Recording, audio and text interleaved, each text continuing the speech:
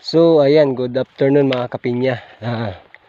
Bali, nandito tayo ngayon sa waterway ng gitna ng Kapinyahan kasi wala na tayong mapustingan dun sa may border kasi wala na masyadong bunga dito. At pikoy, kumbaga overripe na at saka mga pikoy na. So ano talaga, clearing. So ganun pa rin, wala tayong magagawa kasi dito tayo nilagay. Kaya postingan natin to kahit wala ng bunga, no? So nandito nga ako sa gitna ng Kapinyahan at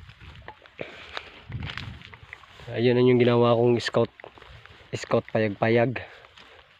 So may mga bunga pa naman dito. Ayun o, konti na lang, ilan na lang ito, ilan na lang itong mga bunga na to. Ayan o, ilan na lang to eh. Yan, konti na lang yung mga bunga.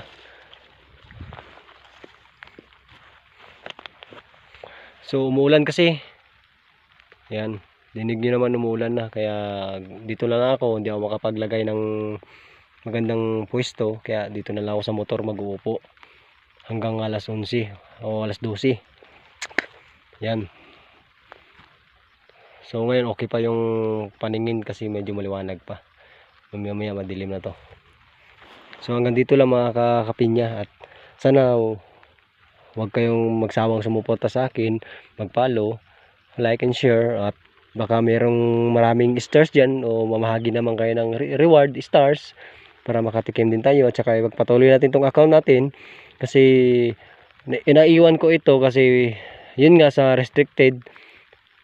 Yun, ginawa ko ng paraan lahat, dinilit ko ng photo, video, dinilit ko po lahat para makapag panibagong vlog. So wala pa tayong income, walang sweldo pa dito.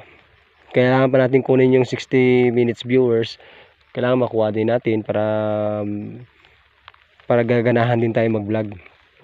So hindi ko pa alam kung kailan ba magbabago ang aking account. Sana mawala na.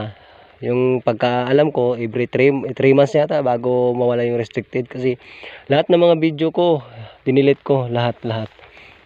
Sana yun ang tanging paraan para magbalik normal yung account ko. Tsaka nyo lang po, at maraming salamat po sa panonood sa aking video mga kapinya. Sana po huwag kayong magsawang sumuporta po sa akin at maging successful po ako sa aking pag-vlog sa suporta nyo po. And yun lang po, at maraming thank you and God bless.